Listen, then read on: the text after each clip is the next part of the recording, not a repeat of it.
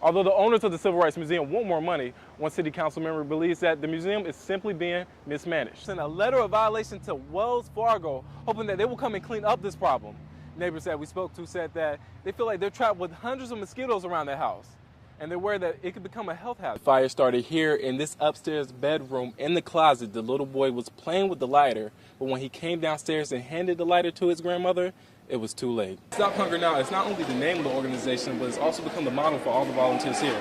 And they're hoping their efforts today will stop hunger worldwide. Investigators say that the Fort Bragg soldier was just visiting his family for the weekend, and the reason for his actions are unknown. Since the beginning of the year, there have been 14 home invasions, 3 within the past month, which leads Burlington police to believe that whoever is doing this may be targeting these homes. The year since this happened, Hector's family says that they haven't heard anything from Harrison Middle School or Guilford County School. Filling, packing, and loading are what volunteers from 3 Winston-Salem area churches are doing in the effort to fight hunger. It's what we're called to do. We've always been called to do things in the world to help those that are poor, those that are hungry, those that are naked, those that don't have what they need. Close to 40 volunteers, both young and old, showed up to St. Anne's Episcopal Church to put together packaged meals to be shipped out to locations desperate for help. It's a great opportunity for people to join together. It's across all age groups that can participate in this event to do local food work right here in the community. For the past several years, Stop Hunger Now has sponsored numerous volunteer events all across the Triad, just like this one. In our country, we have hungry people, but we don't have starving people. Yeah. I mean, hungry people is you may miss 1 or 2 meals a day. Starving people is they may not get food for 2 weeks. And for a child, not eating for 2 weeks is not good.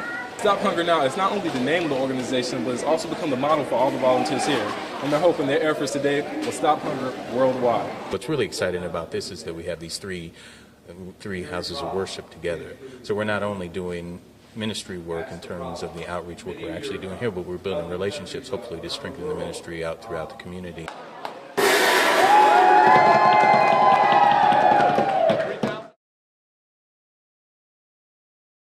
After 3 years and nearly $1 million invested by the city of Greensboro, the owners of the Civil Rights Museum are wanting the city to fork over $1.5 million over the next 3 years. What we're trying to do is just get a little bit of breathing room so that we'll be able to get those programs up and running. And then basically next year this time, we should be pretty sustained. And we might not need the other $500,000, but we want that as basically a safety net. It took 17 years and $30 million to get the museum up and running. Museum expenses are close to $200,000 monthly and only generating nearly 70,000 visitors yearly. The museum is hoping the city will lend a helping hand. Although the owners of the Civil Rights Museum want more money, one city council member believes that the museum is simply being mismanaged. So we've got to ask questions. What have you been doing? What are you doing? What are you planning to do? Given the money, it's been spent, and now they're back. Hoping that the city council, the majority of them, will see the value in helping the Civil Rights Museum. Right now, what we have is not a sustainable Civil Rights Museum, and you can't just throw money at something and think that it's going to be a sustainable Civil Rights Museum. City council members plan on meeting August 5th to discuss this issue.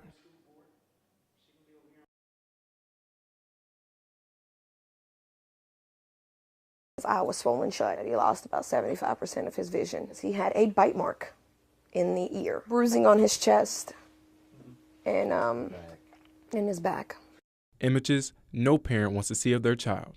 My first response was I failed as a parent.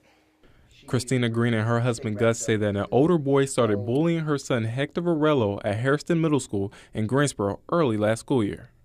Never put it past me that he was being bullied in school. Hector loved going to school for both band and life skills class, but as soon as the bullying started, that slowly changed. I just figured he was saying he just didn't want to go to school, just not to go to school. Yeah, being a normal kid. We did notice that every now and then he would come home with a tear in his shirt, or we would buy him a new book bag and it would last a couple of weeks before it was completely ripped.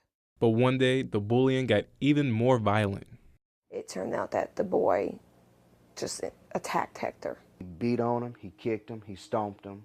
Hector suffers from epilepsy, and as a result of the beating, Hector went into a seizure and had to be hospitalized. I know I got into a fight, but I don't remember what happened. little by little, he started coming out with, well, the boy did this to me, and I can't tell anybody because the boy said he would kill my family. And he was like, nobody wants to listen to me. So I guess he felt like he couldn't tell anybody. A year later, the bully is still in juvenile detention. Hector is still recovering, and Christina Green is hoping that parents will learn from this and step in before another child ends up in the hospital. Definitely look for the signs. Talk to your kid constantly. Make sure that they know that you're there for them.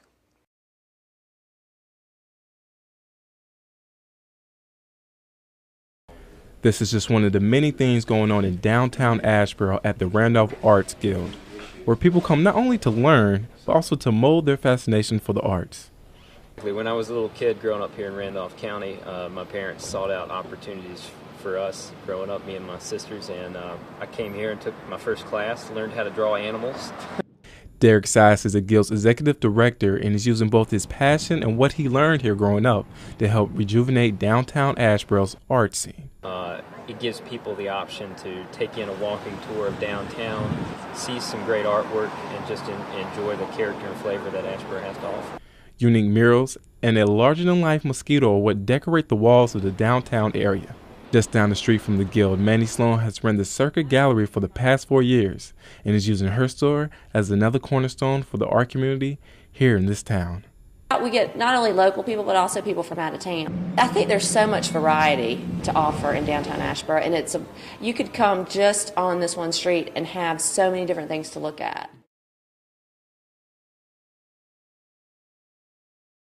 The last year and a half, I've really seen a bunch of changes, and they're not all for the good. When Kathy Flynn first moved here to Burlington 5 years ago from Florida, she never would imagine that her neighbors would be the latest victims in a string of home invasions. That's why I came up here, because I could feel safe. And now, it's not quite the same. Just before 2 a.m. Thursday morning, 2 men kicked in the front door of her neighbor's home on Snow Court. The men wanted money and they had a gun, all while hitting some of the victims. This type of crime is definitely seems to be on the rise a little bit. Maybe one or two different groups, but we definitely feel that a couple of these, obviously the same persons, have committed these crimes. Since the beginning of the year, there have been 14 home invasions, 3 within the past month, which leads Burlington police to believe that whoever is doing this may be targeting these homes. Burlington police do not know what's causing these crimes to happen. They are teaming up with the Alamance County Sheriff's Department to help fight it. But right now, for Kathy Flynn, these crimes are becoming a little unsettling. I don't have that same safety feeling like I had before. We need to get it under control, because this just cannot keep happening.